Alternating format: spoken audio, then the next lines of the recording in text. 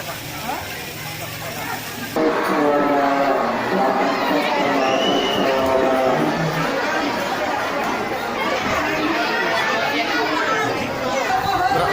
jenis ikan Pak yang ditebar? Berapa jenis? Ikan patin dengan ikan nila. Ikan nila. Sekarang ini ikan itu ya sebagian besar masih ada liar. Liar kenal tadi apa? Jaring itu, waringnya itu dihanyut oleh biawak tadi.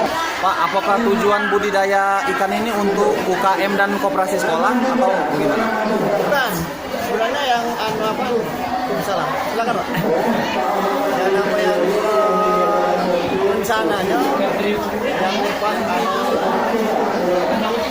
ini sesuai dengan misi sekolah, membuatkan kolam rawa yang ada.